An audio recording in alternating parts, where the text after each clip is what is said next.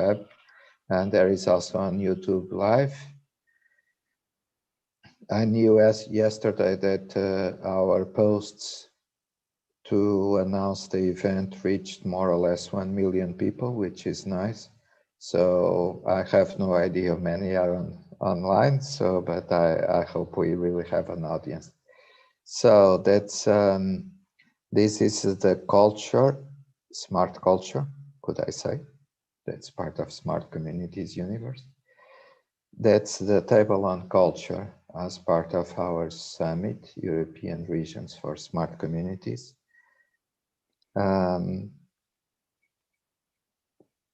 So let's wait 1 more minute.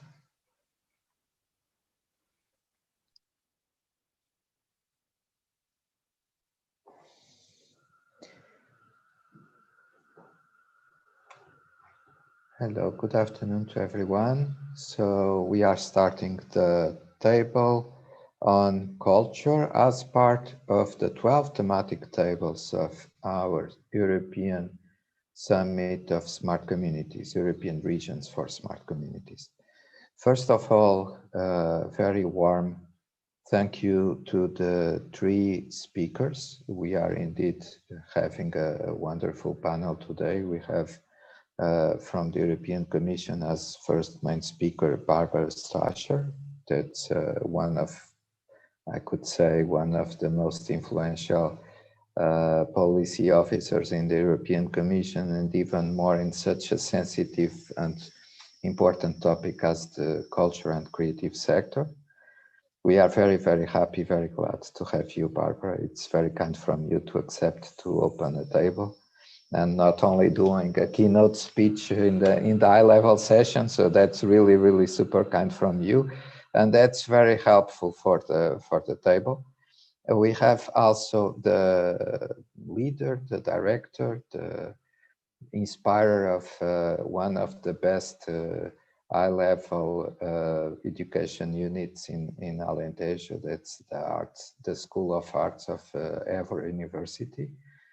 The School of Arts is also supporting this event, the summit, by organizing and performing the concerts in the last day. So we are even more thankful. But now we have the director of art school addressing this table, Professor Ana Teles, and also Monica Rogério, who by chance is the artistic director of this event, but not today, not on that quality, but indeed talking about one of the key endeavors of Alentejo region. That's the fact we are preparing a proposal, or at least a component, perhaps a component, but if not a proposal, for the Culture Gig.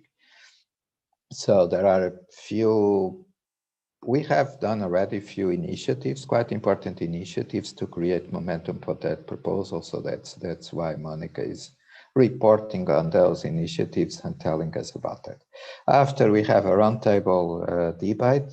As part of the roundtable, we have 2 rapporteurs from the Nordic Narvik municipality, Anna Hägglund and Gianluca Gasparini. That's from FEBAIA. Both are partners of our overall project.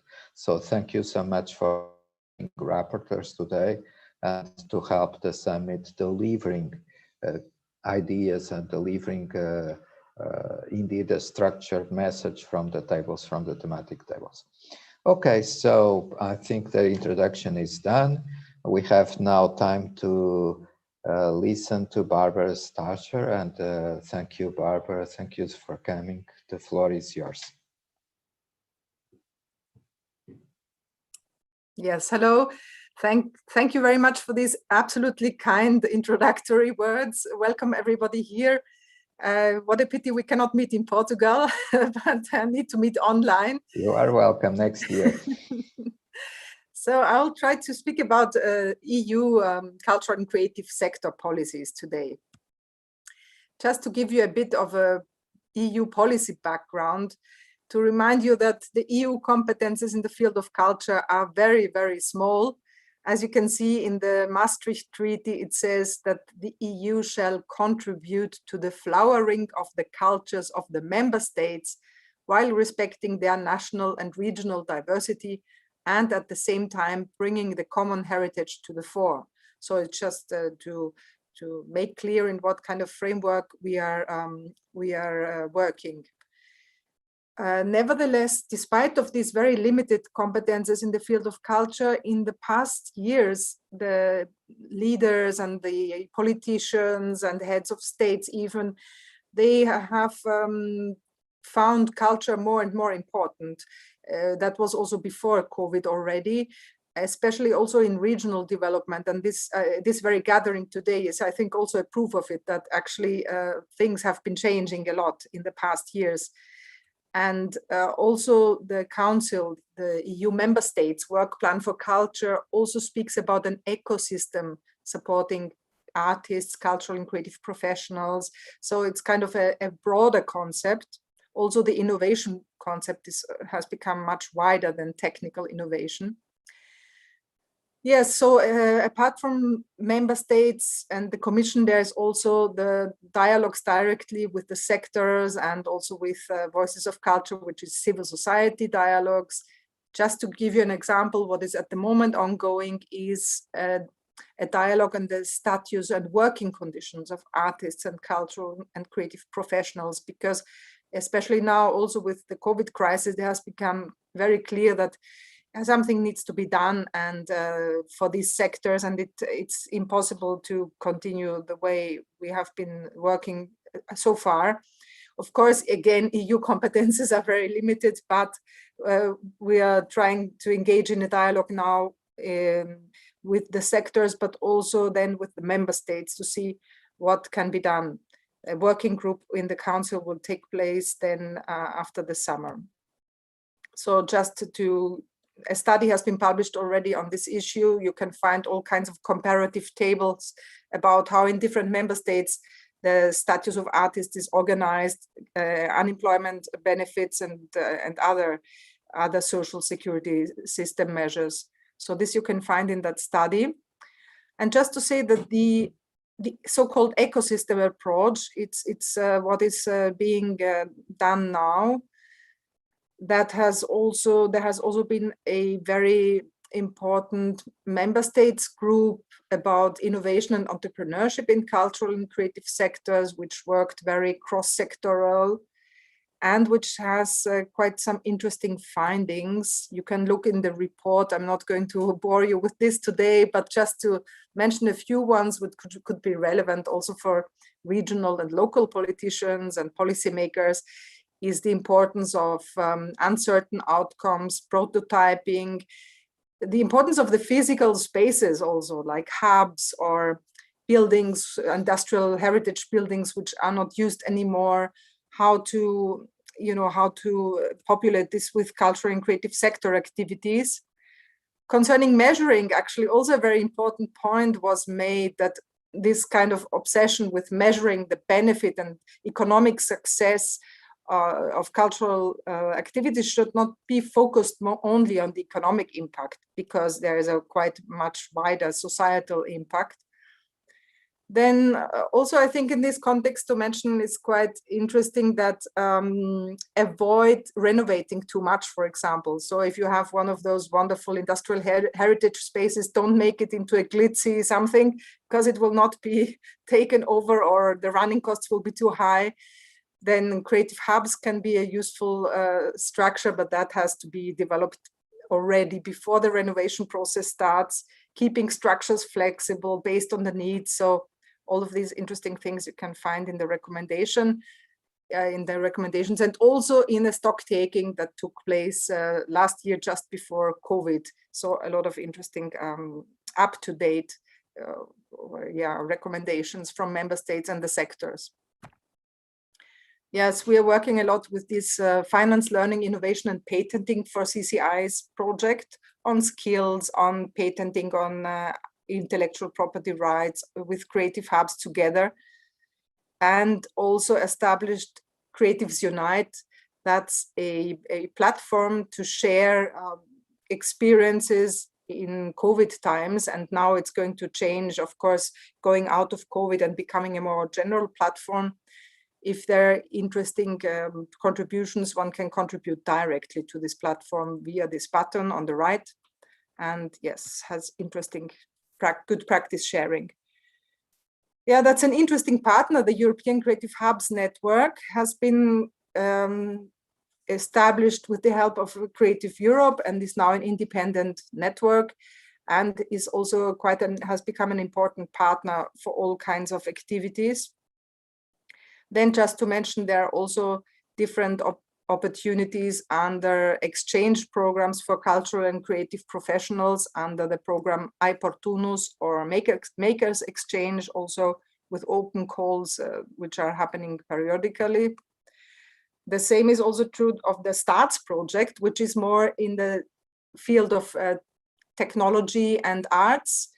It offers STARTS prizes, STARTS residencies, and also individual calls to artists themselves. And also, of course, as a region, or if you have interesting spaces, you can also participate.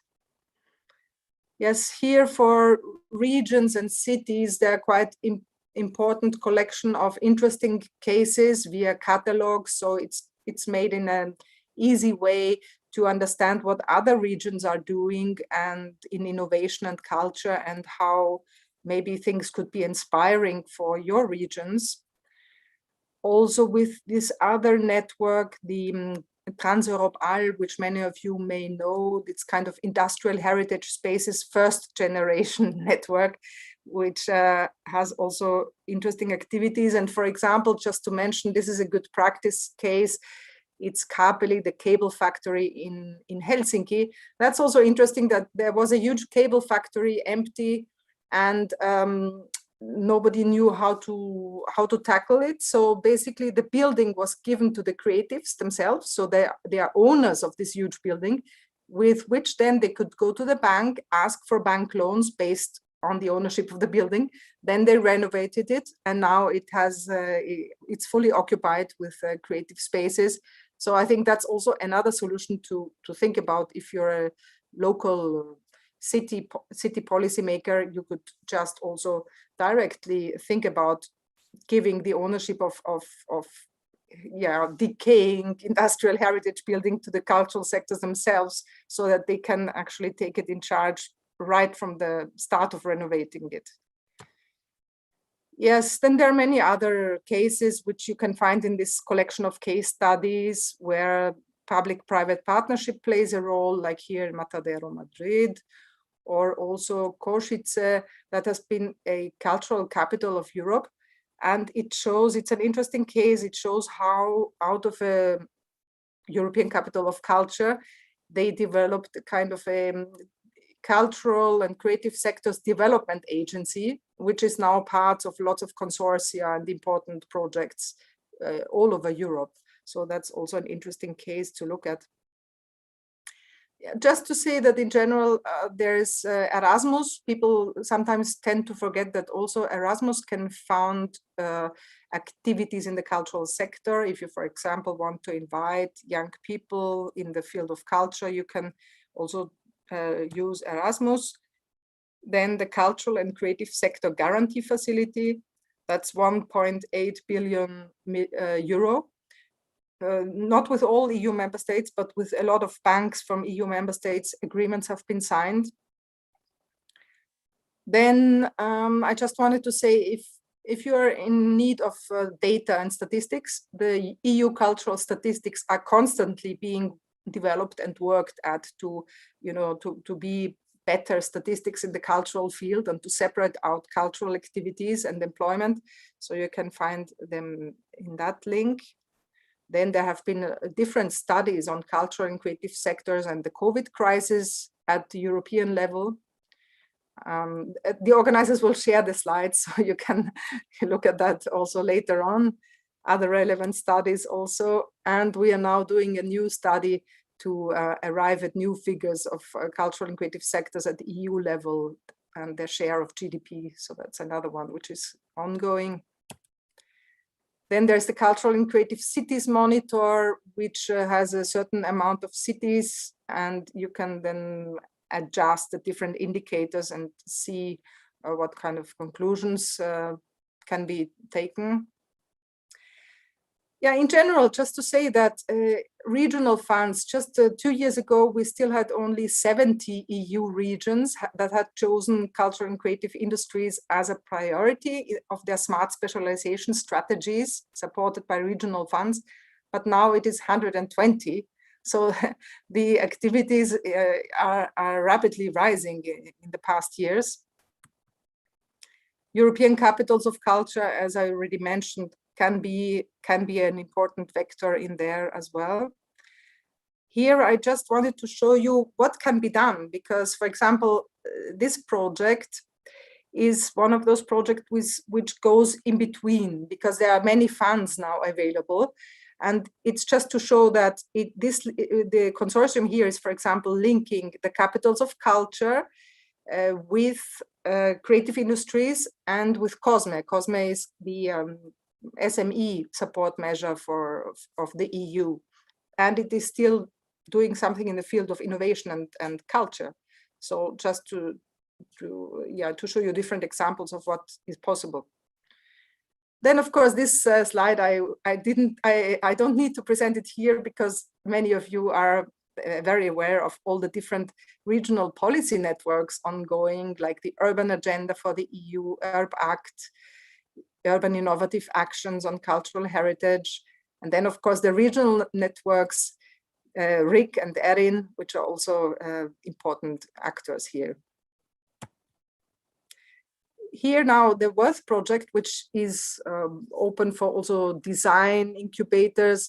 A new version will be upcoming from my colleagues in the SME department of the European Commission Enterprise. Here, it's also the defined network linking fashion tech.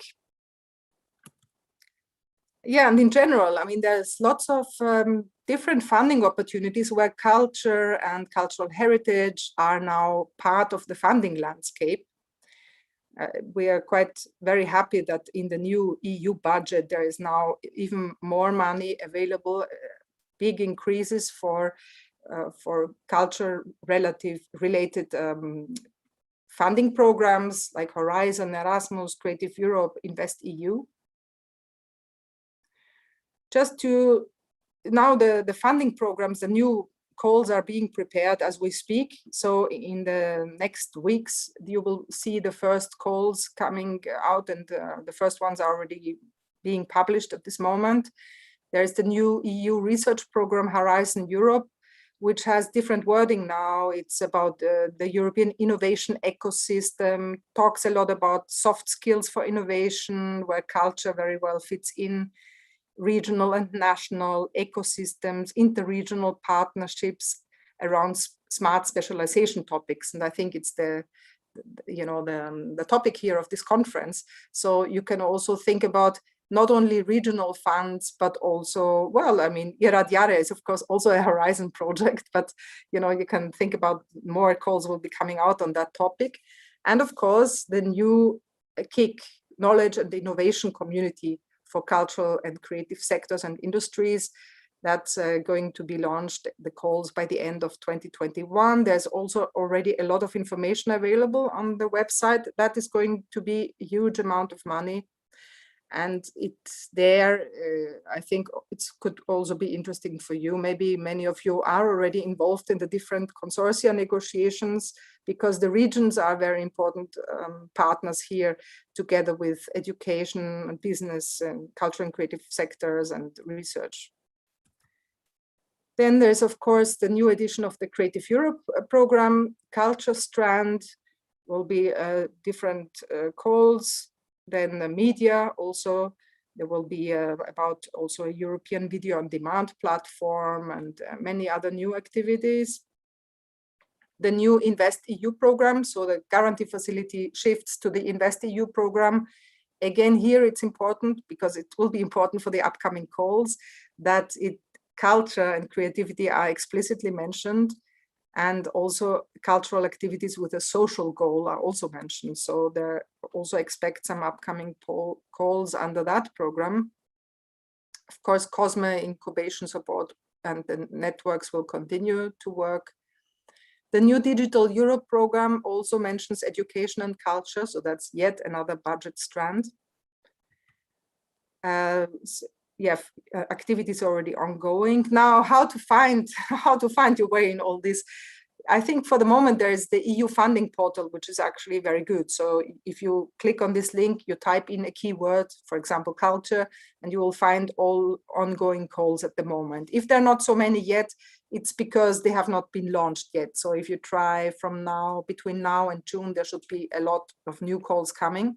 And we're also producing different funding guides now. The EU Recovery and Resilience Facility, of course, needs to be mentioned because quite a lot of countries are doing activities for culture and creative sectors in this facility. And then there's, of course, last not least, the new European Bauhaus, where you can become a partner, organize activities and share your views. And there is also now the new European Bauhaus prizes. The deadline for application is the end of May, and you can find everything there in this link. And if you have further questions, I'm happy to reply to you. Thank you very much. Thank you, Barbara.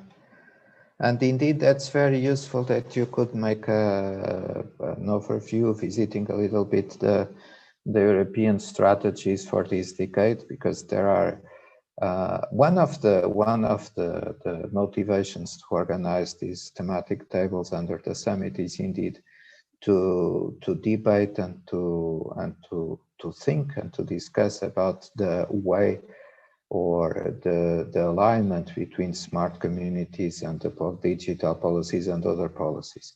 And indeed, we very much see smart communities as instrumental to achieve so many other politics in Europe, to policies in Europe. That's indeed very, very useful to have that overview that you have just provided.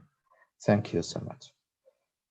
Now we are moving to another point of view, the one from the university, but I would say that's not only an academic point of view, because the School of Arts has in Alentejo a role that goes beyond the borders of the university, and I think it's a very, very good example in Europe how to integrate that academic context with indeed the region and all the cultural context of the region. So that's why I'm so glad that we have Professor Anna Delge, the director of Évora Art School, Évora University Art School.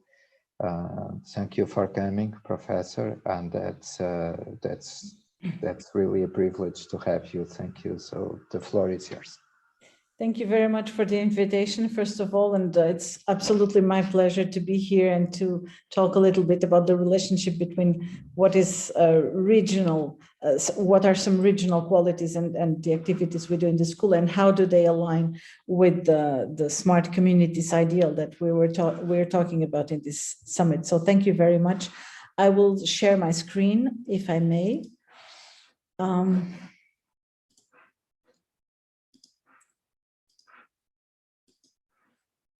Okay.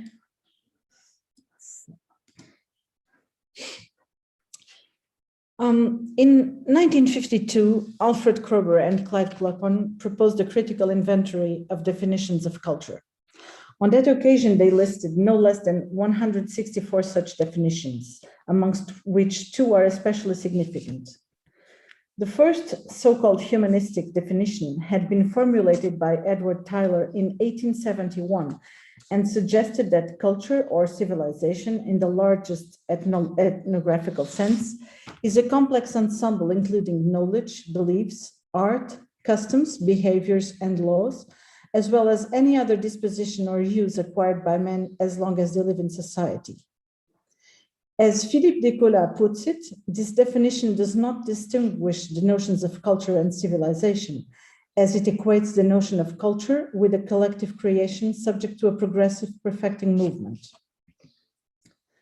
The second definition of a properly anthropological nature enunciates culture in a plural manner, assuming that it constitutes a unique and coherent configuration of material and intellectual traits sanctioned by tradition, typical of a certain lifestyle, embedded in the specific categories of a given language, and responsible for the individual and collective behaviors of a given community's members. In this case, culture corresponds to a multitude of particular realizations and not to an attribute par excellence of humankind. I will assume then, for the purpose of this reflection, that culture in its broadest sense is what characterizes and distinguishes a certain community. Culture is what enables each community to affirm and maintain its singularity while expressing its solidarity. Culture defines identity, therefore allowing an outlying community not to feel marginalized or in a position of inferiority in comparison to larger and more central populational centers. In that sense, culture assumes a central role, I dare say particularly in peripheral regions such as Alentejo, as a motor of promotion, motivation, and populational growth. Culture is indeed what allows the definition and endurance of an identity, as well as its expression as a political force. Often seen through a narrow economist perspective as a burden that governments and other administrative structures are not quite willing to assume, cultural vitality is, on the contrary, a much needed condition alongside employment, communications, health, and education for European regions away from the great urban centers to thrive and flourish. Furthermore, we may not forget the relationship between cultural vitality and touristic attraction, which has a considerable impact on the economic development of a given community. That potential has been widely acknowledged in great urban centers, such as Lisbon and Porto, for example, but much less so at a regional scale.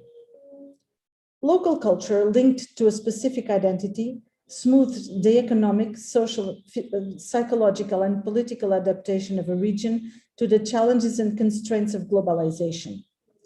Paradoxically, the more a population is solidly rooted in its identity and is able to express it culturally, the more competitive it may prove to be in a globalized world.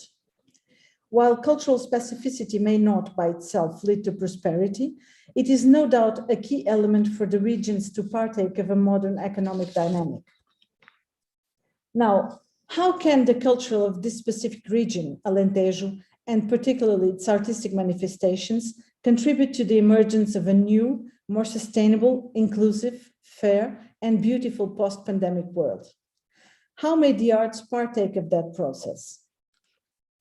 In unfolding before you some ideas, I will draw from my experience of 4 years leading the School of the Arts of the University of Évora, a higher arts education unit that operates within Alentejo, but has strong bonds with the rest of the country and Europe at large, through its network of partnerships and ongoing projects. In doing that exercise, I will focus on 3 intertwined discursive axes: the relationships of people with time, with the space around them, and with other people. As a thread that will interweave and highlight the most relevant aspects of this exercise, as I try to identify the singularities of this region that I consider to be aligned with the ideal of smart communities, I will refer to specific projects undertaken by the school that I represent. In Alentejo, the sense of time is ever present, indissociable from the surrounding space. For one thing, in World Heritage sites such as Évora or Elvas, we are immersed in the remains of more or less recent pasts, which are preserved and put to use by contemporary populations. The uniqueness and beauty that stem from the surrounding edified heritage, as we live within these frameworks, either in the historic centers of the 2 aforementioned cities or in the much more recent Malagueira housing complex, foster meditation and contemplation, as do the plains of Alentejo and their quiet expanses. Moreover, the depth of this inevitable historical awareness goes back to the Neolithic, as the region preserves some of the best examples of megalithic activity in a very significant number of sites disseminated through its territory. On the other hand, Alentejo is known for its slow-paced lifestyle, in accordance with the natural cycles of day and night and its continental climate extremes. Should the new smart communities afford spaces of contemplation that may foster an awareness of this time-space-beauty relationship and a sustainable lifestyle?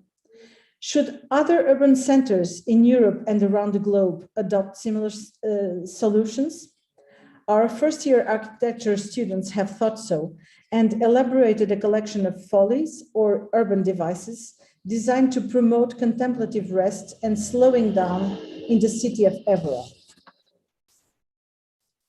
Malagueira is a housing complex designed by the architect Álvaro Siza Vieira and built over a period of 20 years in the 1970s on the outskirts of Évora. Its 1,200 houses with 2 floors are implanted in an area of 27 hectares and embody the idea of building a new community which would eventually be owned by residents in a cooperative organization. Can this project be recognized as a prime example of a sustainable, beautiful, and inclusive living space? An ongoing comprehensive study of this housing complex is underway through a research project led by a faculty member of the School of the Arts of the University of Évora, which aims to nominate Malagueira to the national tentative list for UNESCO, and also to identify, recognize, and systematize the values of authenticity, integrity, singularity, and the outstanding universal value. Can the fruition of heritage spaces be informed and enriched by the reconstruction of historical soundscapes? The PASEF, Patrimonialization of Évora Soundscape project, is centered on charting as many historical sound events as possible in the city of Évora from 1540 to 1910, proposing an interactive database and the compilation of audio and visual documents that enable the visitor to experience as much as possible the city's rich, sonorous historical environment, produced either in spiritual spaces of contemplation, like churches, convents, and other religious institutions, or in squares and theaters. But even more fundamentally, I dare say, should we revitalize heritage through new artistic practices in spaces of either distant or recent pasts? Should we stimulate a dialogue between those spaces of the past and our current sensibilities? We definitely think so. Let me give you some quick examples. Pedreira dos Sons, the Quarry of Sounds, is a deactivated green marble quarry in Viana do Alentejo, a natural amphitheater with unique acoustic characteristics. Every year between 2011 and 2018, during 3 days in late May, that space has been challenged by musical and theatrical performances in a magnificent setting. Besides, in 2018, Silvia Lésico designed specific visual artworks for that space based on a repertoire of motifs from Shepherd's artifacts, which she had studied. Having been initiated by composer and conductor Christopher Bachmann, former dean of the School of the Arts, the festival has been interrupted during the pandemics, but we certainly expect to resume it in the near future. In much the same way, the project Theatre, Heritage and Community proposes scenic performances in heritage spaces of the region, matching their respective historical framework with the choice of texts and performative options.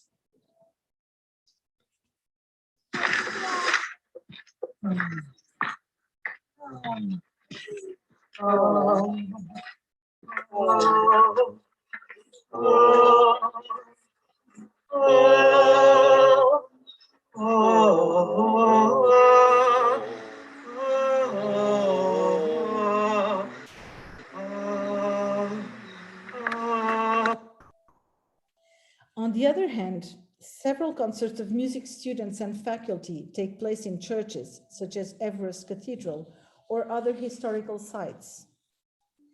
The very building complex in which part of the school is located, formerly an industrial space, offers its immense grain garner as a screen for recent video projections made by students. The dialogue between present practice and heritage is seminal to the collective work of young designers and local craftsmen, as ancestral practices inspire the development of new products. That's what the Arana project is all about. Through a matching process overviewed by the design faculty, a student or a group of students is assigned to a specific craftsperson. These in turn study the former's practices, materials, and solutions, which constitute the basis for the development of contemporary design products and business models.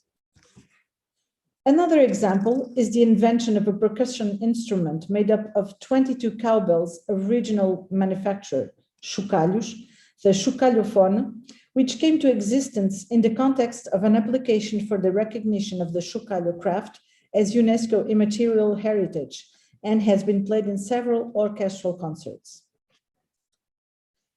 When we further consider the relationships of people with space around them, we must not forget biodiversity and the natural landscapes of Alentejo. Indeed, the famous Montado is an ecosystem created by man and an almost symbiotic association of nature and culture, in which human intervention constitutes a facilitator of natural processes, whilst being economically sustainable.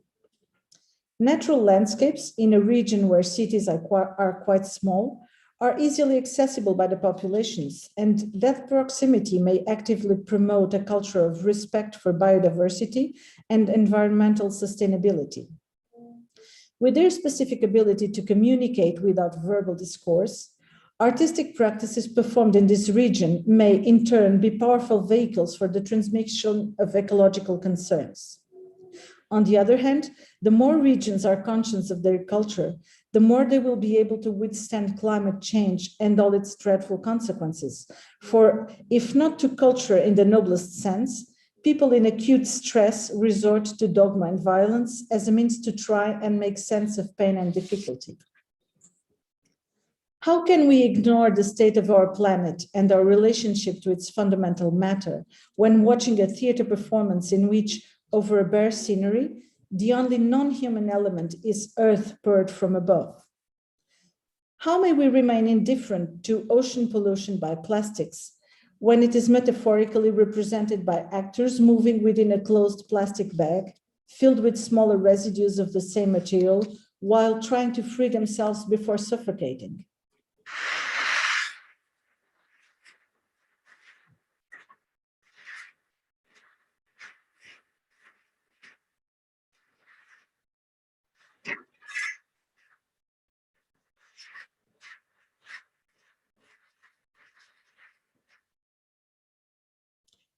How may we ignore biodiversity when some of its specific issues are addressed through the intersection of music and biological discourse, in conference recitals that confront scientific knowledge about birds with their musical representations? Or through a series of short videos published weekly in the National Classical Radio Station's webpage and aiming to stimulate natural observation and musical enjoyment during recent lockdowns?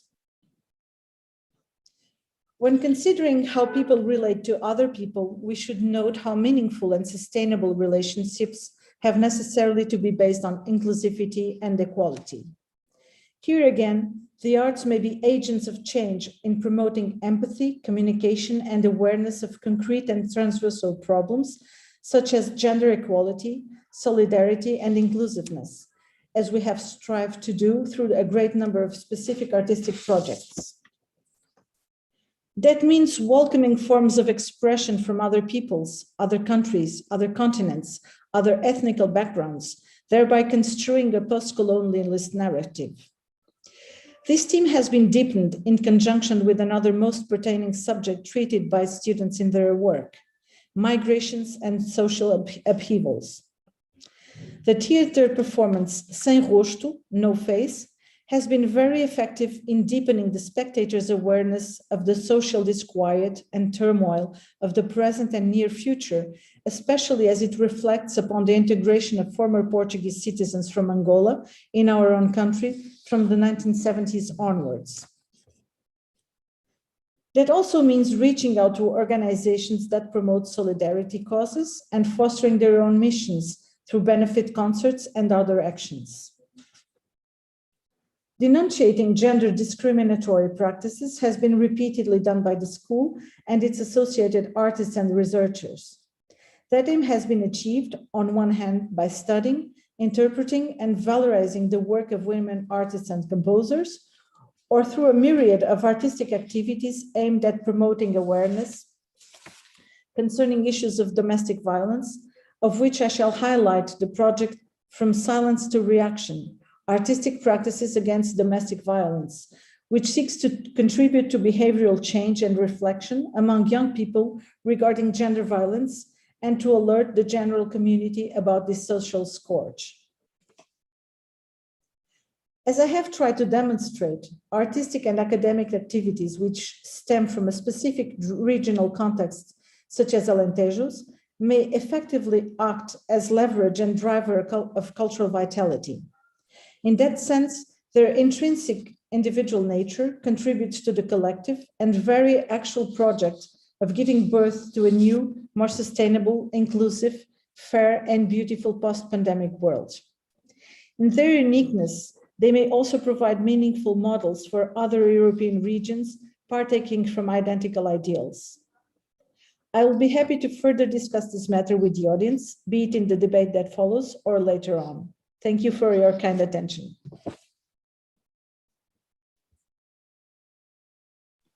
Thank you, Professor. Inspiring as always. Thank you so much for your, that's really interesting, the overview, and this table has as mission to provide us with some responses, some replies to a few questions that are distributed among the rapporteurs and the participants. So that's, you touched some of the points, it's really interesting. And still in Alentejo, but with perhaps a perspective that's focused on cooperation, very much that wider perspective that Professor you mentioned. So we are going to have now Monica Rogério, and Monica is going to talk a little bit about the objectives for our Culture Geek proposal and also what we have done. And I would say that there are three factors or three areas that are quite important on that proposal. One is that we are trying to do it listening to the artists and the cultural agents and the makers of innovation. That's one perspective. And indeed the other one is that there is a key, we feel a key role for the rural areas in that cultural dialogue, not only because a rural citizen is as much a citizen as an urban one, so we have the same right of accessing culture, it's not only the point. The point is also that we have a perspective for creativeness that is part of this ecosystem by itself. So it's not only a matter of right, but indeed a matter of adding value. And Professor, you could very well show it.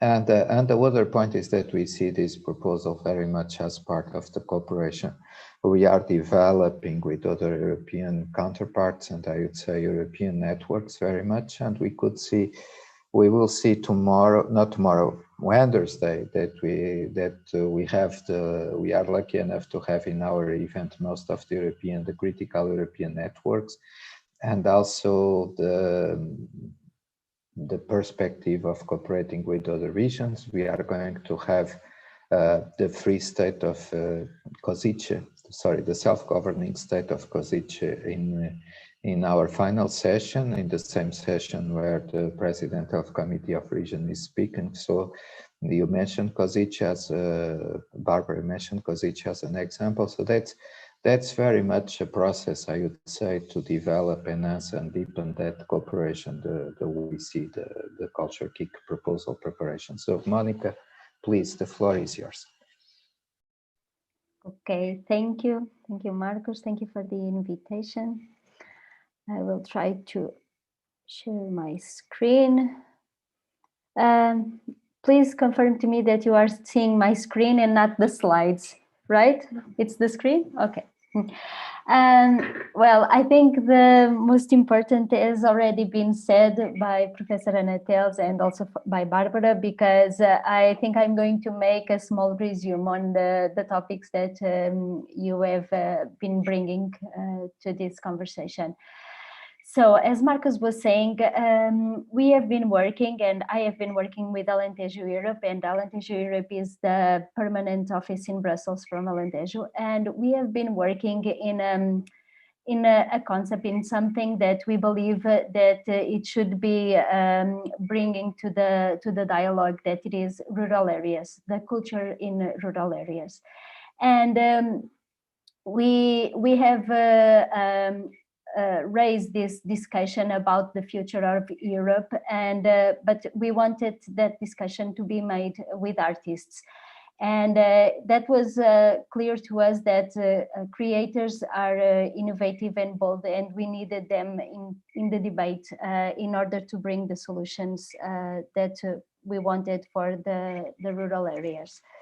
So for this vision, we knew that Alentejo is a rural area facing the same challenges that most of the rural areas. They have population aging, population shrinkage, digitalization, climate change, and most of these challenges are the same that all the rural areas are passing through, and we wanted to bring the artists to help us to bring a solution for these actual problems. And also Alentejo has a strong heritage, and this is why I was saying that almost everything was already said by Professor Anna. Thank you.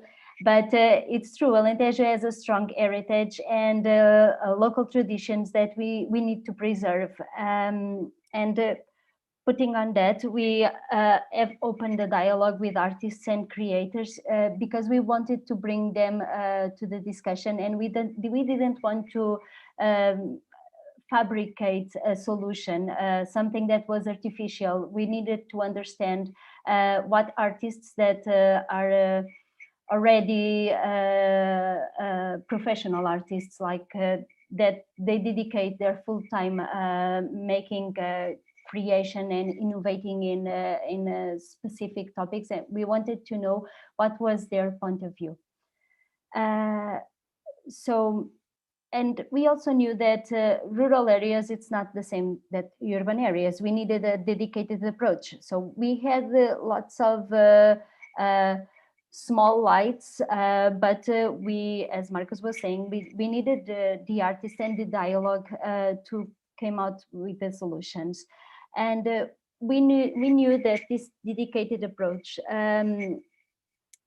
was there are lots of challenges that rural areas are facing, and there are more than these challenges. I'm just bringing the ones that for us were making us thinking more, like the lack of economic development, the social inclusion with the migration coming, and lots of social issues being raised, the lack of infrastructures, because some of the times artists or creators want to stay in rural areas, but they don't have the structures, the infrastructures to be there.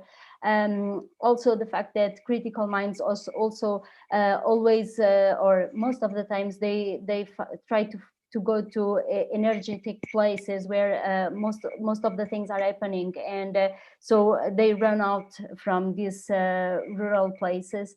And of course there was the preservation of local traditions that we know that with people getting older, and it's sometimes hard to keep young people working in things that are traditional. And we also wanted to take the chance to work for the EIT, because with EIT there's the new opportunity of have a systematic approach for these questions, and we wanted to limit the rural population shrinkage and to promote inclusiveness and sustainable society. And the IT is the perfect opportunity because, like Barbara was saying, it's a big call with where we can take it from the deep end and bring all the different solutions with us. So that's why Alentejo is a candidate for the IT Cultural Kick, and that's why we, having all this in mind, we have started to promote the dialogue with artists. This makes more sense because we wanted to promote a discussion, a deep discussion on the future of Europe, and also to increase participants' knowledge on the understanding of Europe. Also because this dialogue contributes to citizens' awareness of European Union. All this initiative was supported by the UBILEX project, that it was also a project that itself was already looking for the dialogue. So it was the perfect match. We took this concept of our future Europe and we wanted to discuss how equality, sustainable growth, and intergenerational dialogue could benefit the artists and benefit the rural areas.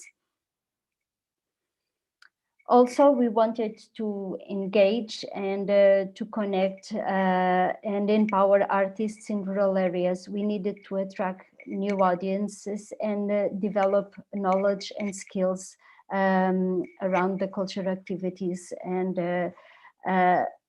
we know that there's a lot of that can be done, and there's lots of people that is willing to go back to the rural areas, and sometimes they just need the perfect excuse, the perfect project, the perfect moment to go to the rural areas. And we know that this is critical because in the communities of the future and in the smart communities, like we now call it, we know that we cannot have everything centralized in one big city. We need to decentralize arts, as we need to decentralize all the rest of the infrastructures. So last year, a year ago, in the beginning of the pandemic, we started to call the artists. We had an open call, and the artists are great, and they respond really well to the challenges. So when you invite them to debate, they want to participate. They like to debate these kind of questions, and they like to be included. And it was so rich, because it was a month with several topics, and it was so rich, all the debates and conclusions in the end. And after this program, this 1 month program, they had to present works, and it was really interesting to see how the topics that we were discussing during the weeks before make so much sense in their work. The topics that we were that we had in discussion was these 6: democracy, equality, climate neutrality, cohesion, biodiversity, and digital innovation. And it was somehow surprising to see how they were so inspired and bringing so innovative solutions to things that somehow seemed so distant from arts and from the creative process. And but in the end, everything makes sense, and it was really great. this is just an image just to see how the sessions were organized, and because there's always this part with a lecture, and in the end a discussion where we could debate the topic, but in the end of these 6 topics, they would have to bring a work based on this discussion. As I was saying, artists are really great, and they respond so well to the challenges. So they have sent us, they were really kind, and they have sent us 73 artworks. They came from 17 countries, and there were 72 people involved. And I have to remind that this all started with this idea that of Alentejo to bring the rural areas discussion, the culture and the rural discussion into the table. And when we started, it seemed so distant, like maybe Alentejo will be like just this small portion of terrain in Portugal, and it's maybe artists are not willing to collaborate with us and having this whole month of discussions.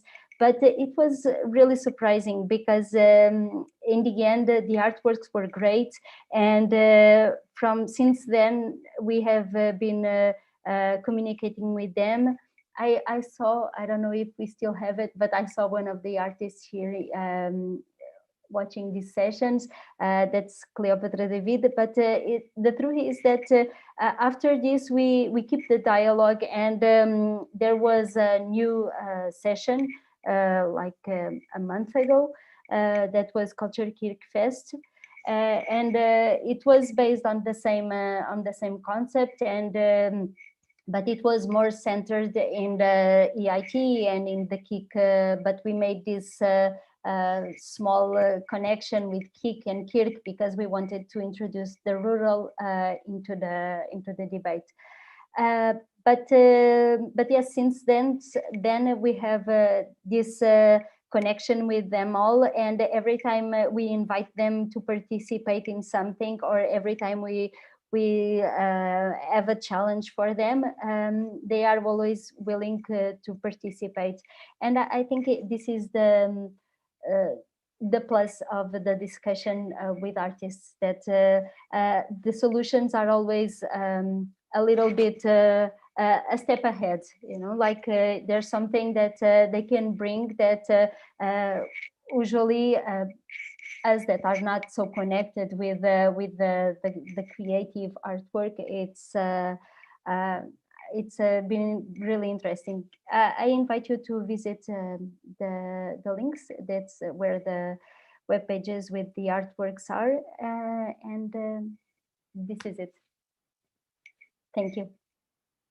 If you have any questions. Thank you, Monica. Thank you so much.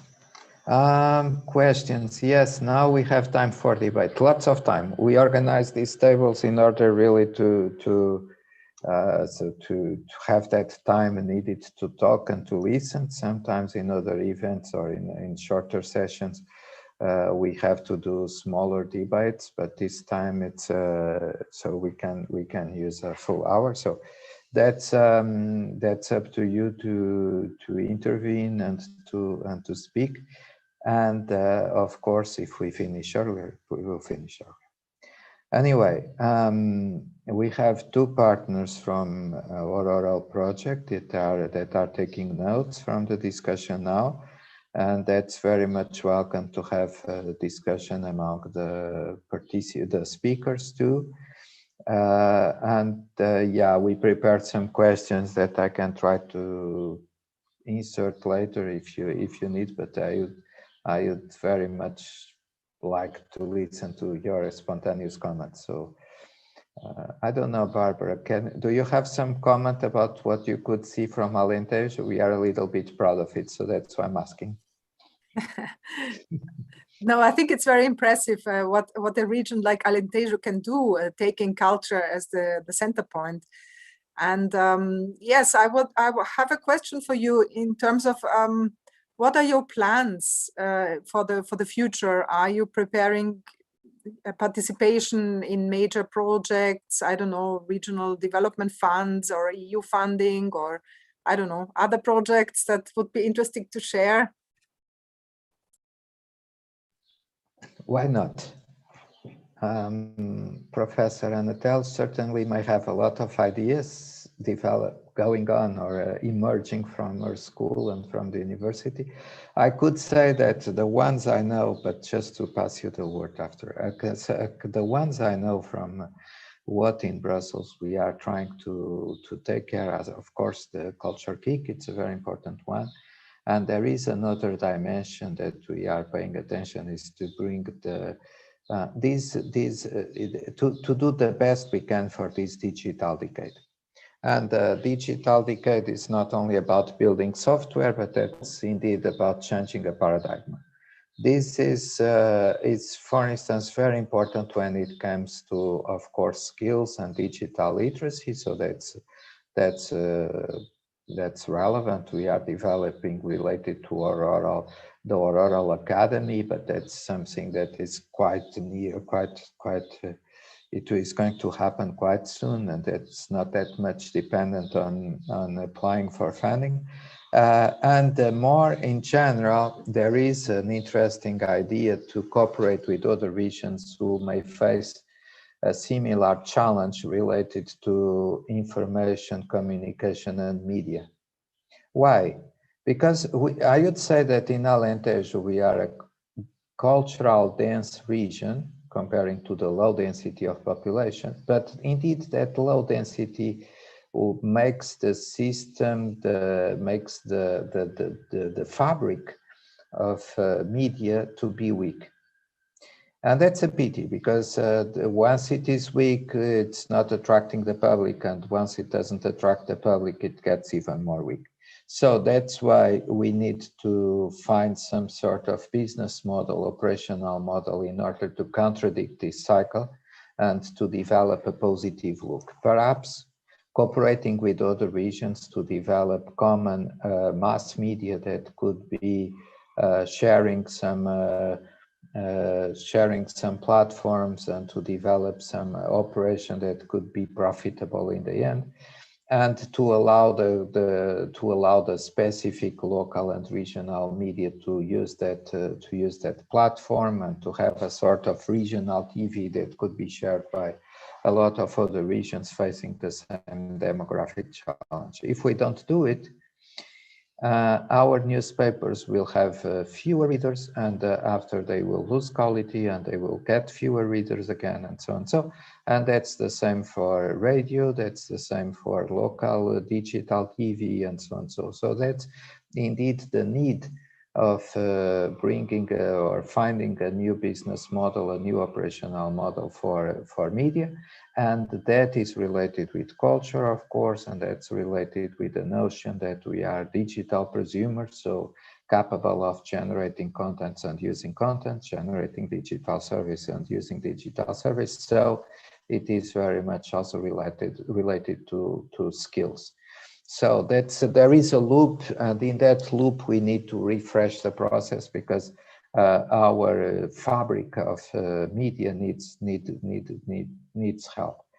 In that sense, it's going to be a project. May we find an alignment with European policies that could make it be reasonable, and indeed is going to be, if it is feasible, is because it is shared by other regions finding or fighting or facing the same challenge. That's an idea, but Barbara, I'm trying to answer to your question. It wasn't prepared. Perhaps there are other ideas coming.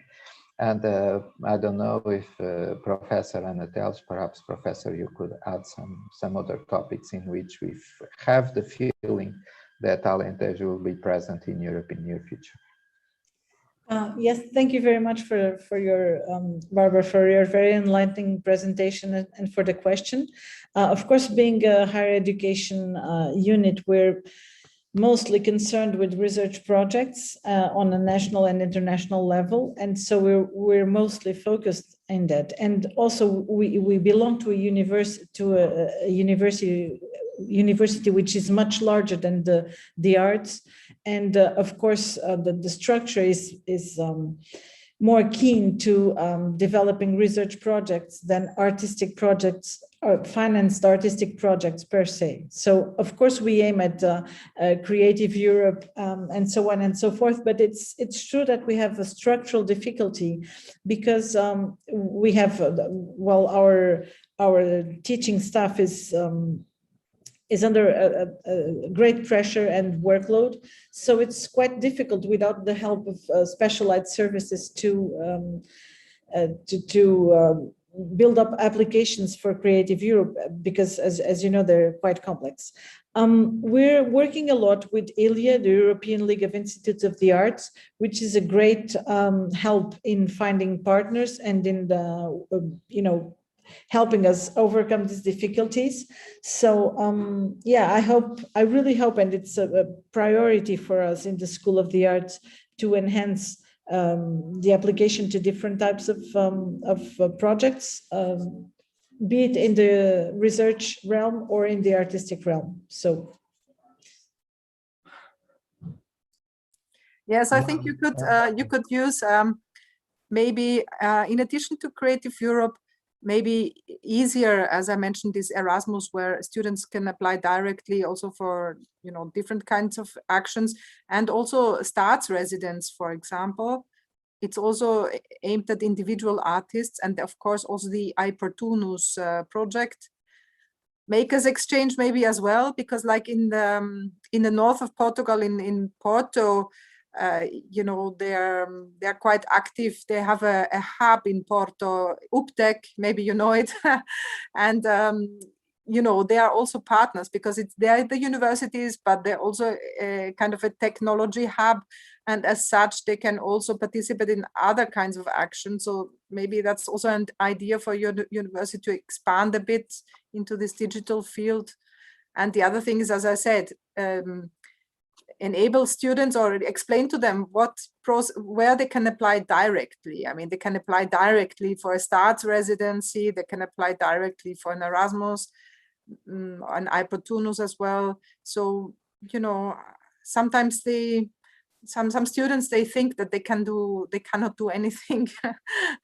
They are overwhelmed by all this information. So there are universities which have a career center where students are being helped, so that they are not only doing their theoretical programs, but at the same time, while they are still students, not afterwards, because then it's a bit late, but while they're still students, also take part in already some programs during the summer, and this kind of building up a CV type of thing.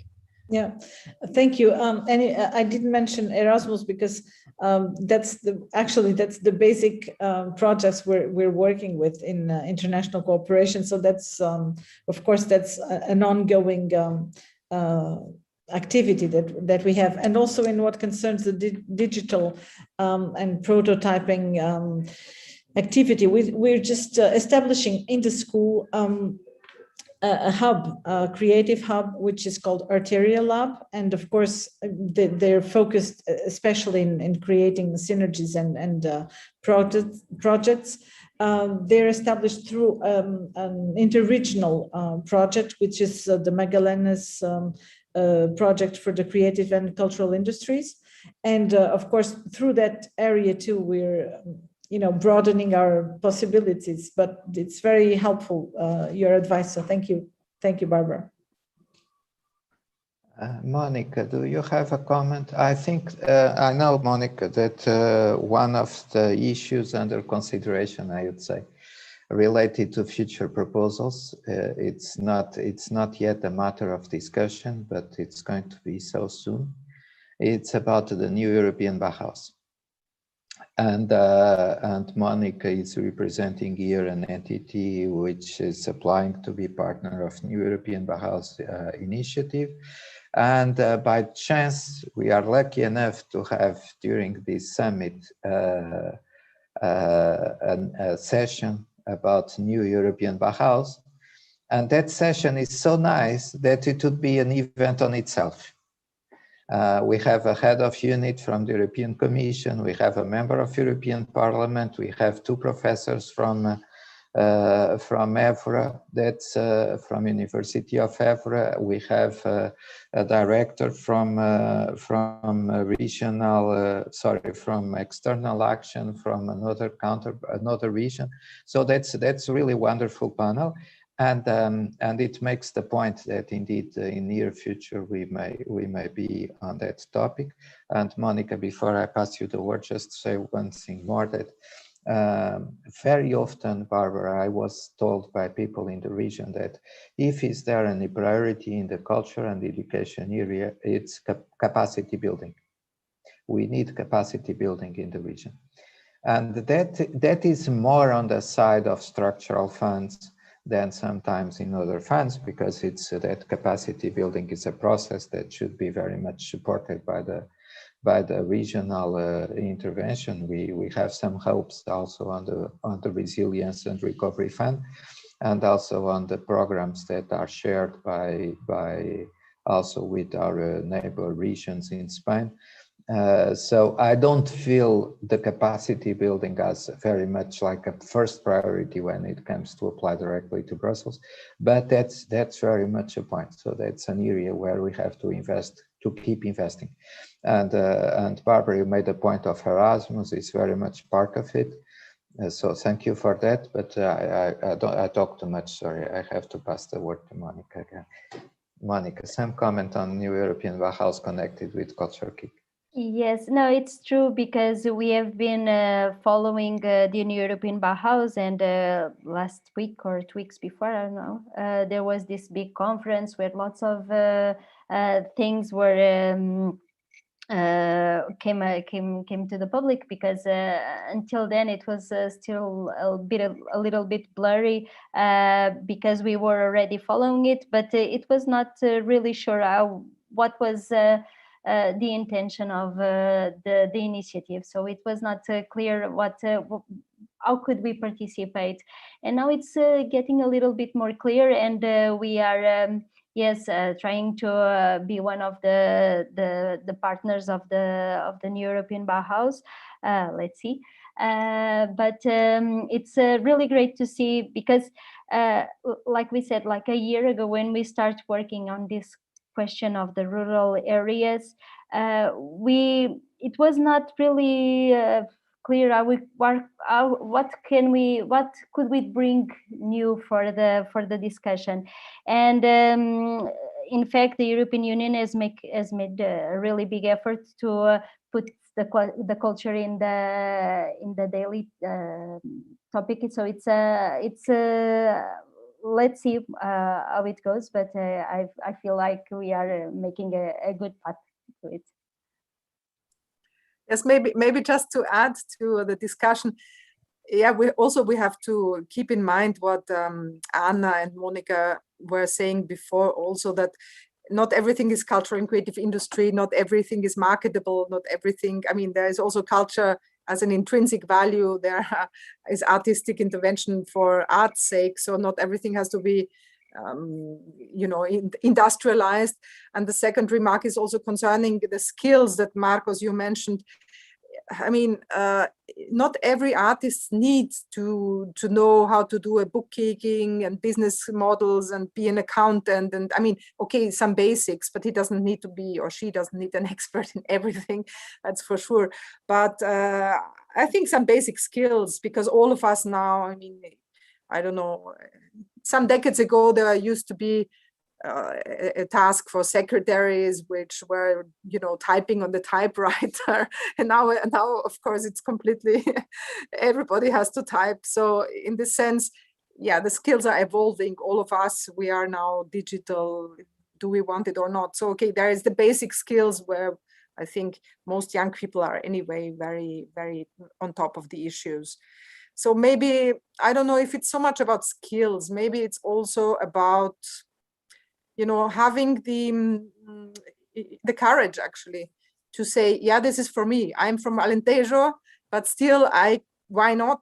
Why can I not do something which is going beyond the border? So I think it's more also about that, about, not skills themselves, but well, you're doing a lot of efforts already, so maybe you have some additional thoughts of what needs to be done.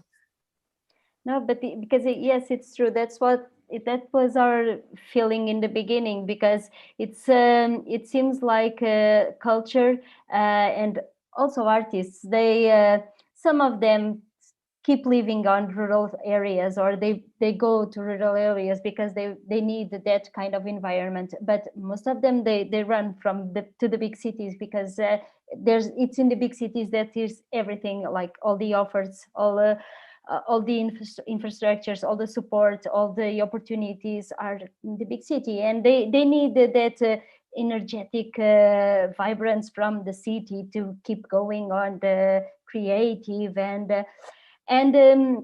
but we know that culture, it's part of the society since, I don't know, since ever. So it's not something only from the big cities, and we cannot just say, okay, so everybody goes to the big city, and we are not going to work on that. No, it's not true. People on the rural areas, they also need culture, and it's most of the times it's even more needed, because they need that too. It's drivers of change, so they need that. But don't you think that COVID was a push in this sense? Yes, because I mean, the big sure. cities were dead anyway, nothing happened. So if you're in a small countryside or in a big city, it's pretty much the same at the moment. Yes, and it was an amazing push in that size, because maybe it didn't had so much advantages on the other, I don't know, but in culture, in this kind of because we had so many artists that were analogical, like working with the materials by their hands, but suddenly they had to start to be more digital and start to communicate using the computer, or they have to start connecting all the dots and start to show their work, and it's been amazing, all the process, to have them all with us. Indeed. Sorry, Professor. I feel that if we are in a region like Alentejo, and the political and main driving forces are actually concerned with culture and with fostering a positive artistic drive, then people will want to stay for that too. And I'm talking about young people. And what we're trying to do with Arteria Lab, which I shared the link to also, is exactly that. I mean, it's a space where a former student, someone who just finished his or her studies in I don't know, music or visual arts and design or whatever, can actually start his way in the profession and start prototyping and start getting a foot in the professional activity as an independent professional, and may want to develop a desire to stay in the region, because there's this aggregating structure, which is in the case the hub, but we think of course it's not enough. It's one step of a much bigger drive that has to be installed. But I think we need to think about in that way, not only say people in the countryside need culture. Yes, of course they need culture. They also need their culture to be recognized as a driving force, and both things go together. So yeah, I think we should be very attentive to that, especially in the post-COVID era. May I add something that indeed that's a topic. I had a press conference this morning, and it was interesting because I could have a moment with people from the media where they were asking questions. It's true, but also making comments, and those comments were interesting because they have also a feedback, an interesting feedback from the ground. And indeed, it was very much about exactly that question, that, okay, we were facing a disruption because the context was changing very, very quickly. And what can we do to cope with, or some, and indeed the point is really to try to do our best to have to try to harvest some benefits from, not from COVID because there is no benefits, but the benefits from the digital revolution. So the pace was very accelerated, and we have now, we are going to be in the post-revolution phase of this digital change very soon. So we need really to understand how can we reorganize after that disruption. And for us, it's critical. It's critical because we need digital for reinforcing the social fabric.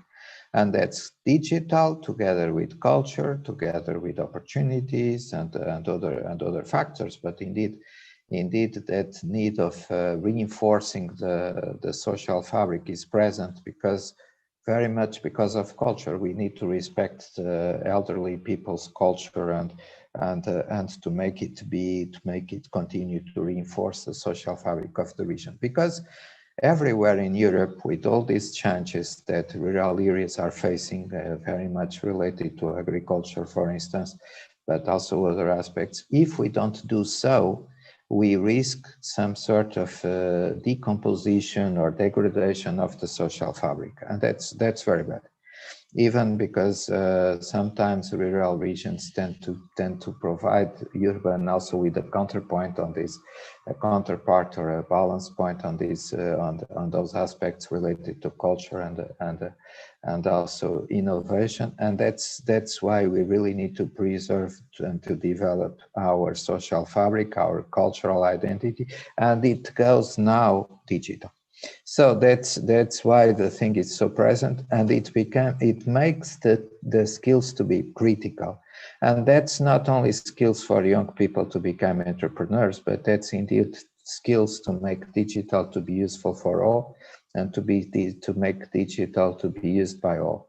And it's more or less the same situation everywhere in Europe, but in Portugal we face an interesting situation. That's the fact that most of our public administration is now digital, so we can't do nothing without digital, which is good. So that's good news. Things are modernized, and in 5 minutes we can do taxes, declaration, and take care of everything digital. We save a lot of time. That's true, but it also makes a social divide, because of course elderly people without the skills get excluded.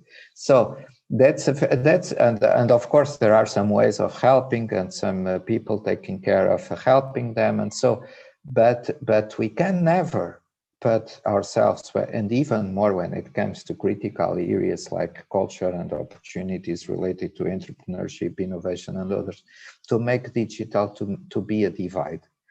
It's not. It has to be the reverse. Digital has to be integrating and inclusive.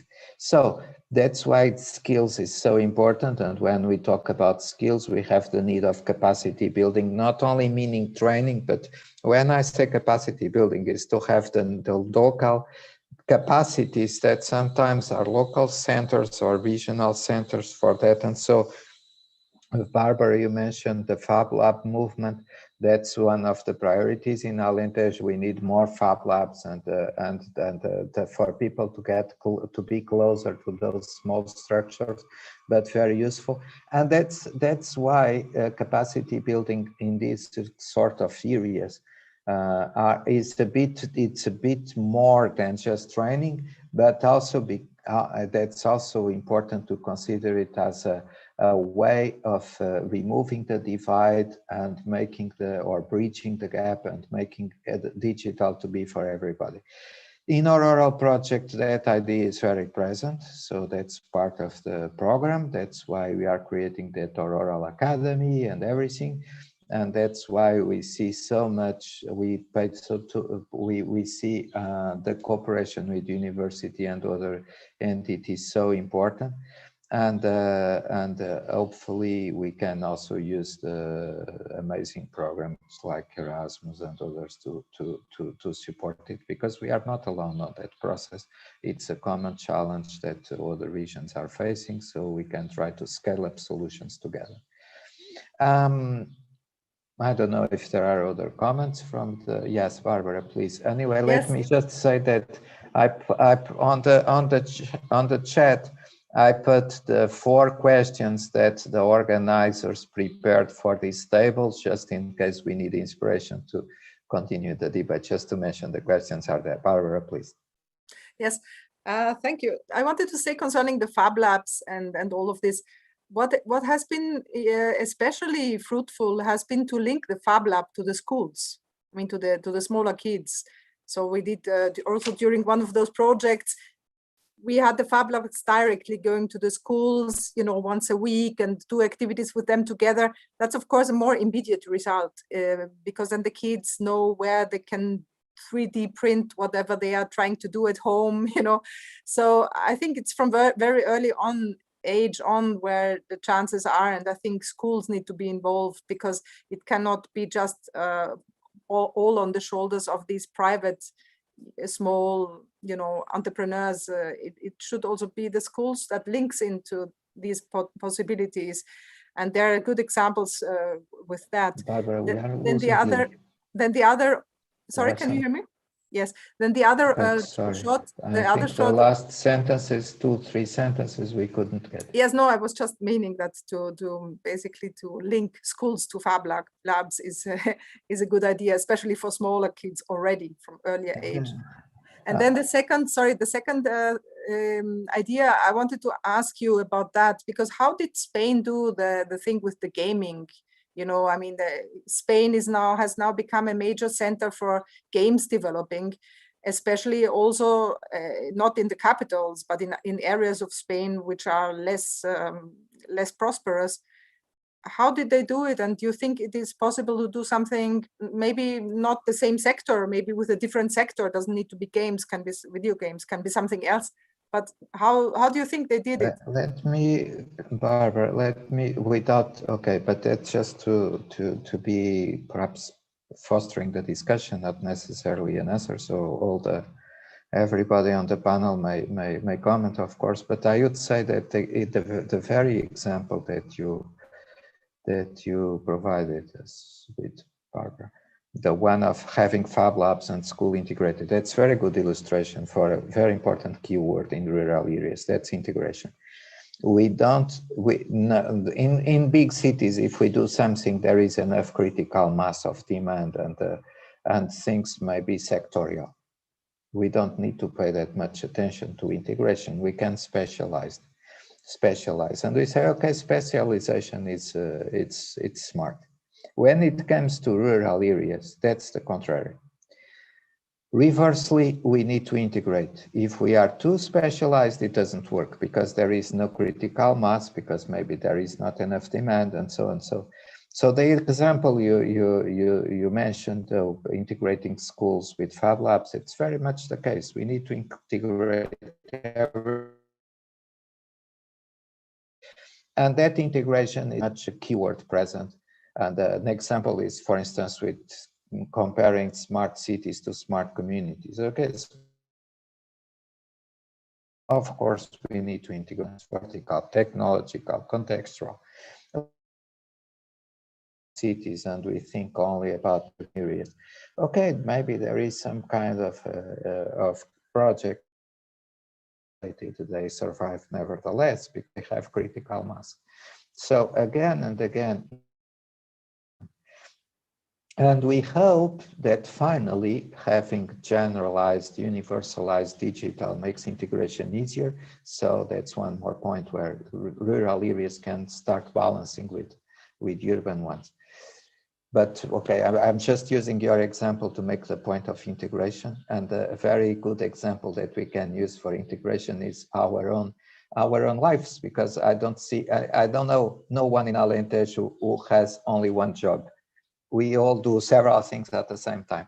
So that's Professor Ana Telch is responsible for several initiatives.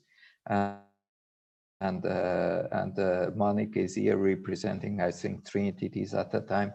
Myself, I do the permanent representation in Brussels, but they had to find me for this project or for coordination. So that's impossible to have only one task because we are too few for that, and the tasks are still there. So let's pay attention to integration and really make the effort of combinatory innovation in order to make integration to be causing and generating an impact. I add to that I think Barbara made a really great point, and I'm not directly responsible for the Fab Lab in the school, the Arterial Lab, so that's why I didn't include its activities so much in my presentation. But yeah, there are specific topics in which they're working with schools, and that's a great thing, because they're using that cooperation or integration to develop topics that are really, really important, such as, for example, recycling used toys and making new toys for children who don't have as much financial support as other kids. So that helps them to think about circular economy, that makes them think about not wasting, that makes them think about solidarity, that makes them think about environmental concerns, and that uses all the technologies of the Fab Lab to make that transformation. So this is just one example in which they're actually working with schools already, and I think that's a pretty good project in the sense that it congregates several topics that are essential for the smart communities discussion. So I just wanted to add to Professor, can I add one more topic? That's the idea of Europe. Europe is a space of cooperation. Of course, it's also a treaty with member states. But if we go beyond the idea of member states together, we find a common space for cooperation. So that's what we will try under the European education area. That's why there is a common agenda for skills. That's why there is Erasmus and so many other programs, and the biggest research and innovation program in the world. That's fine. That's a space of cooperation. We are learning for 30 years or more from considering the framework programs. We are learning to cooperate within the European space. And that's also an important value to our regions. In particular, I could use the example of Alentejo, because Europe is becoming popular here, but it's not as popular as perhaps it could be. And I would use the example of Fab Lab again to say that on top of all those values that Professor Anatels was mentioning, solidarity, attachment to nature, and the capability of sharing, it's the possibility of developing the same wooden toys together with others that are apart, geographically apart, that are far, but still in Europe. And so I would like to see the kids from my region work more with kids from Romania. We have here Cleopatra, David, so that's why I'm mentioning Romania, or Norway. We have here the Arctic part of Norway. Yes, because digital is that fabulous tool that we can work together and cooperate even better. And that's true if we have the locally and regionally the capabilities and the skills. And using that is totally disruptive. We can really start working together with everyone else in Europe. And that's, I think that's the missing step to be taken on this ladder of making Europe even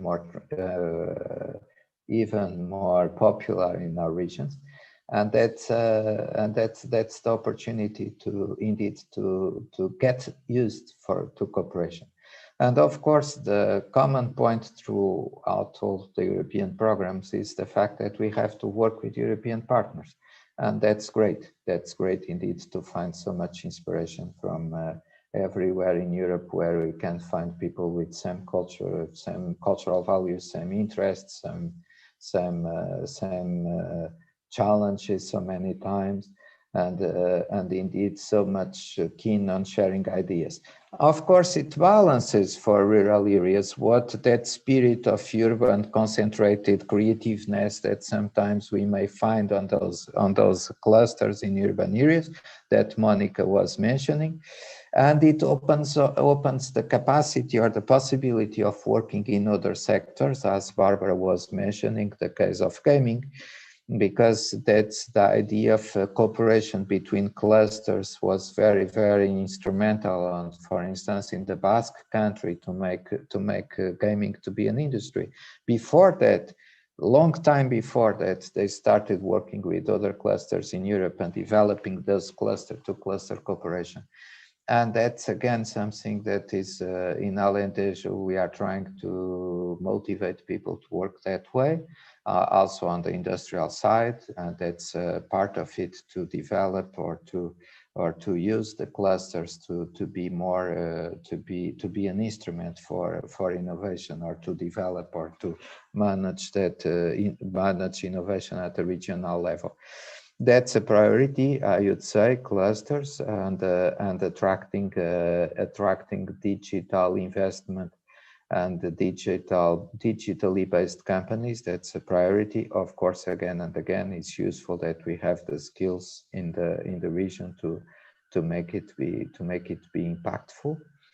Okay, we could go on more on the economic sectors and to talk about it, but gaming not specifically. There are other sectors, but indeed there are interesting programs to attract digital invest in Alentejo. That's the name of the biggest program to attract digital companies to work more and more in our sector. And I would say that the recent fact that the connection between Europe and Latin America, so the underwater cable, is passing by Alentejo. It makes Alentejo to be on the backbone of internet, and to make it possible to have high computing and high power computing and big data centers. So that's things are evolving on that side, and I'm aware of a very interesting project that Sines is the port, is the ocean port in Alentejo, Sines Digital Valley. On that Sines Digital Valley, the idea or the principle is to work in the digital valley, for education technologies, because education is of course an enabler, but that's also an economic sector. And so there is that very interesting project to develop tools and systems and contents for education. And perhaps education is not as fancy as gaming as an economic sector, but that's also a good one. So Barbara, I hope I answered to your point, and I will be very, very glad of sharing with you some PowerPoint or something I may find so for that Sines Digital Valley project with education in the center of the economic added value to be generated. Yes, thank you. I just wanted to shortly complement concerning the rural problematic that you said, what to do. So there has been some interesting experiences with makers vans. You know, they have like an old VW van where they put the maker space inside the van, and then they just go from one village to the other, and but they come back. It's not that they come only once, because it doesn't make much sense. So they would be at the school, I don't know, each first Thursday, and they would come back in in a week or in 1 month. So the kids could in the meantime experiment and then print whatever they have been doing at home in the meantime. So that's also interesting, these kind of maker spaces which are mobile. And then also to say that if you have some people in maker spaces who want to make contacts with other maker spaces in Europe and do these exchange programs between the maker spaces, I posted the link. So there are ongoing calls now. So as a small maker space, or you're doing something there, you can directly apply for such a call and either go there digitally or physically, because now the situation is starting to allow also travels, and it's being paid for by EU. So you can check out these projects. Then I wanted to say something else, coming back to our earlier discussion. Yes, it is important, digital skills, of course, but what many experts have been warning about is that young people or kids now in England, it has been shown already, that they reduce the arts, teaching of art and culture, and replace it by digital. But this is not helping either, because for especially human beings to become creative, they first have to be doing arts themselves with, experiencing it, drawing, music, whatever. I mean, in the real sense, and then they can apply it in a digital way. But if directly they are only learning how to do things digitally, then there's something missing in the creative process. So I think both is needed, and yeah. Yeah, Barbara, so that's very, very good point, because indeed that idea of it's not only for arts, it's everywhere, it's part of the creative process. So that's very much true. And before other comments, let me just mention that in Aurora, we are developing the concept of digital prosumer. So the idea is that in future we may be one day in a position where everyone is capable of producing digital contents, digital services, digital tools, pieces of code, and at the same time everyone will be a user of that digital environment. So we have those digital prosumers.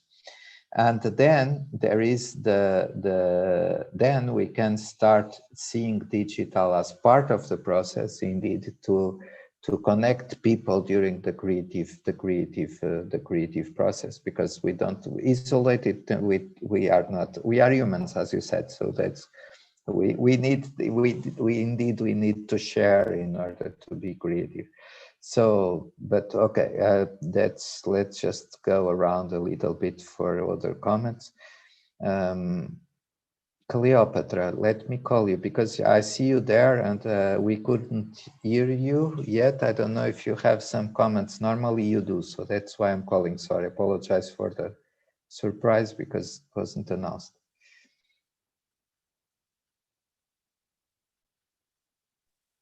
Okay, not replying. I don't know if our partners, Gianluca or Anna Egelund. So if you want to make some, Anna, is there any comment bringing the experience from your own region, please?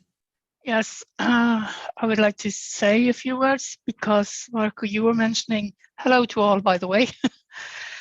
You were saying something about the COVID-19 situation that is not something that we should look into because it's really a bad situation. But on the other hand, I think that maybe we could take some points out of the situation because pre-COVID, the world was spinning around, faster and faster. And then we were set on pause.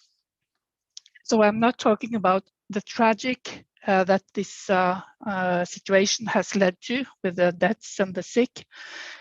But we see that in Norway, some people actually has in surveys said that they needed the pause and they needed to relax and they needed to get time with the family. And also in Norway, people have reported that by making the holiday within the country, the most important thing for them to see was the culture and in the places that they visited, they'd never seen before. And I think this is very interesting, these two facts that has been shown. And how can we, and my question would then be, how can we take this into a further discussion and how can we use this service within our project in the future? So that is my thought. Thank you. And indeed, that's you did a very interesting point.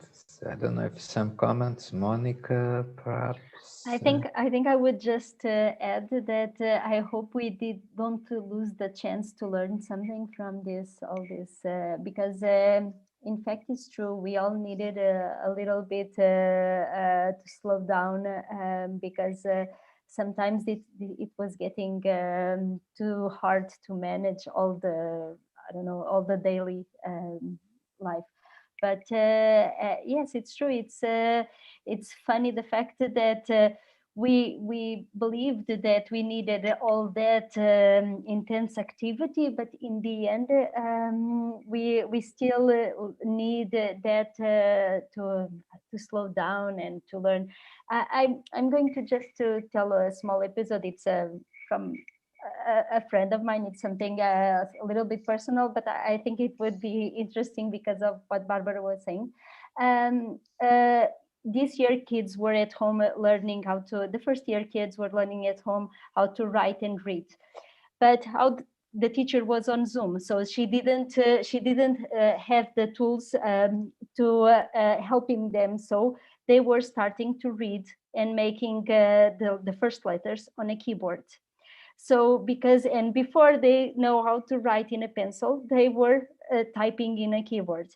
But in the end, the teachers were commenting that we need to bring the kids back to school immediately, because we cannot learn without touching the materials, without learning by our hands. So it's the digital, it's nice and it helps a lot of things, but of course we cannot forget that our experience comes from touch, having a connection with the materials, with the persons, with everything. And I just wanted to also share this this small episode. That's why Barbara is mentioning the makers movement so much. Yes. We need to touch. Yes. Actually, there is more to it, because there is also the linking up to lost skills, because it was mentioned in the chat, what about heritage? And intangible heritage is also knitting and, you know, woodworking and all these things which young kids, including also even us now, we didn't learn that much of it anymore. And during the makers movement, like in Sweden, for example, there are good examples whereby people who are pensioners, they are teaching the younger people of how to do simple things, sew a button or do woodworking. But it can also be more sophisticated, like the knitting grandmothers in Flanders, whereby these knitting grandmothers would be together with fashion designers, young fashion designers, helping them actually with producing traditional things which nowadays nobody knows how to produce anymore. And then it can also kick in the 3D production of whatever they were doing before. But for this process to be working, you need to look behind the scenes and know how it was done in the old days. So I think there's a lot of new things that can happen there. And that was to answer one of your questions, Marcos, which nobody has yet answered, I think, about the heritage skills, but there's much more to it. I mean, you mentioned digital heritage and how digital can be used for heritage. There's, of course, the whole aspect of rebuilding destroyed heritage, which has been done in Syria, you know, where cultural heritage was destroyed, or also in Notre Dame, where they're trying to 3D print things which are lost, actually. So I think the field is vast, that's for sure, and we're just at the beginning of it. Yeah, that's fast. And now that's indeed a reflection that all of us we have to do. That's how to cope, how to overcome this situation, and there is a sort of keyword that we were using like 1 year ago when the pandemic was starting. That we shall overcome. We will, of course, but not forgetting, because there are so many lessons we are learning. It's going to be really a period of that we will remember as a period of change, and with all those changes, there is a common value that it's everywhere present. That's education and culture, and all those aspects that, for instance, you were mentioning, Barbara, of trying to share this cross-generational dialogue.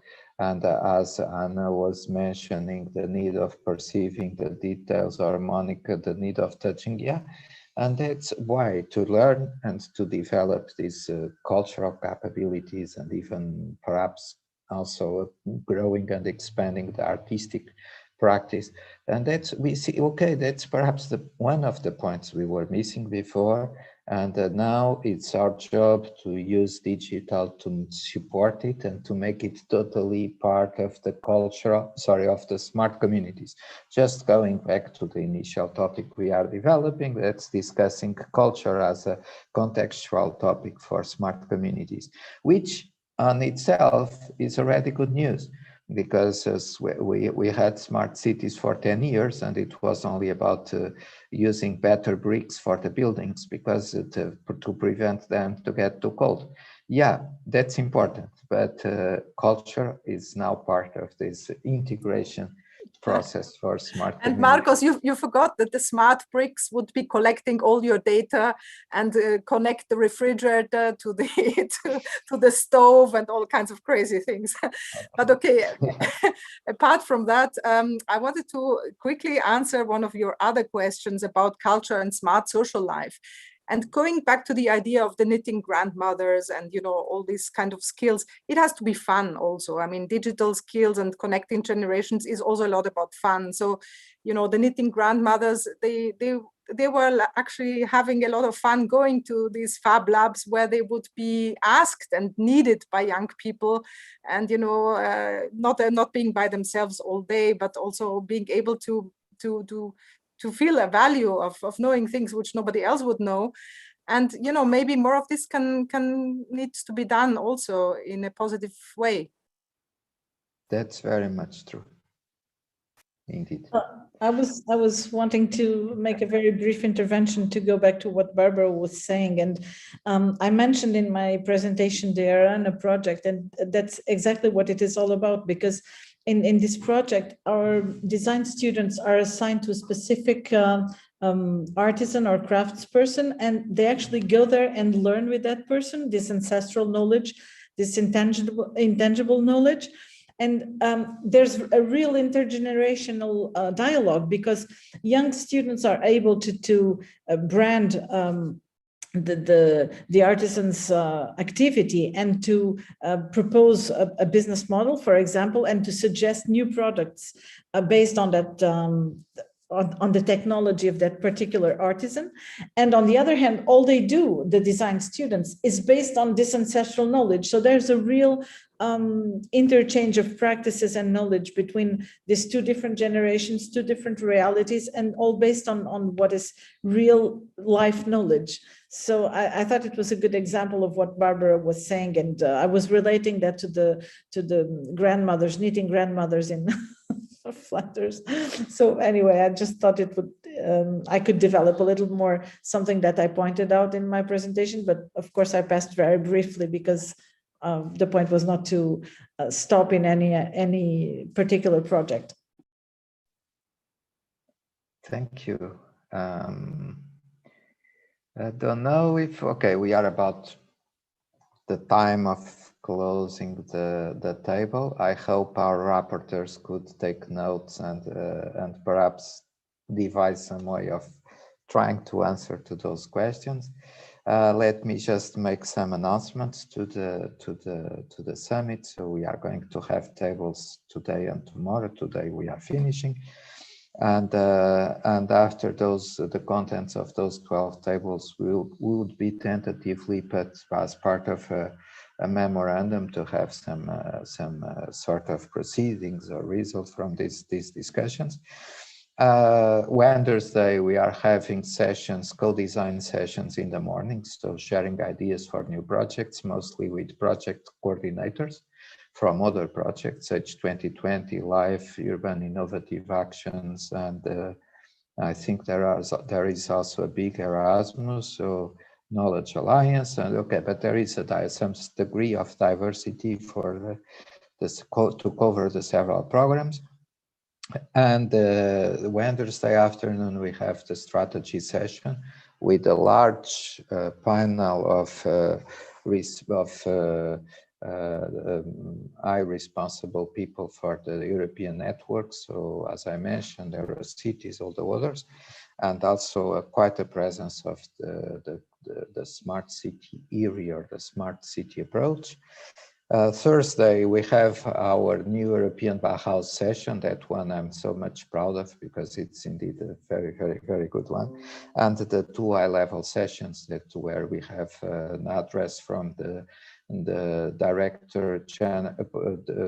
Deputy General Director of DG Connect, member of European Parliament, again, the ministers of Portuguese government, and also the representatives at ambassador level of previous presidencies, because one of the points is to show that during and under Portuguese presidency, we are doing our best to keep continuity of the policies in order to really to share across all those presidencies the main objectives and strategies for Europe. Friday, we are having the final session with the President of Committee of Regions, our own president from Alentejo, one presidents from other regions in Europe, with the final panel where representatives or directors of EU offices in Brussels are just saying goodbye to everybody and saying that now is our job to make true what you were saying, the president. So that's cooperation is on the table now for us, and that's it. So that's the event. Saturday we have a complement. That's a virtual visit to Alentejo, because for obvious reasons we weren't able to welcome you in person this year. So the visits are virtual. I hope next year the visits will be for real. And Sunday we have a small celebration of the Day of Europe, because this year the Day of Europe is under the scope of Portuguese presidency, and that's also the day when the Conference of the Future of Europe is starting. So that's very important today for all of us. So that's why we are making a celebration, and that celebration will be live. But for most of the participants, of course, it's online. Okay, so that's more or less an overview of the event, just in case you are able and available to follow the other sessions. And of course, a very, very warm and wide thank you for the speakers and for our rapporteurs. And just, I don't know if some other goodbye from other participants, feel free. I wanted to say thank you for at least some of the artists that I'm seeing here. So thank you once again for participating and being with us. I'm seeing at least Cleopatra David, Fontini, Katri. I don't know if there are more, but I'm seeing at least these ones. Thank you. And thank you to Barbara and Anna for being with me also. It was a pleasure. Well, thank you a lot. It was wonderful. Marcos, you did a really great job to keep this conversation super interesting. Thank you, Monica and Anna. Thanks a lot. Thank you very much. And let me also thank the online audience that may be there. Bye. Have a nice day. Have a nice evening. Bye-bye. Take care. Bye. Bye. Bye. Bye-bye.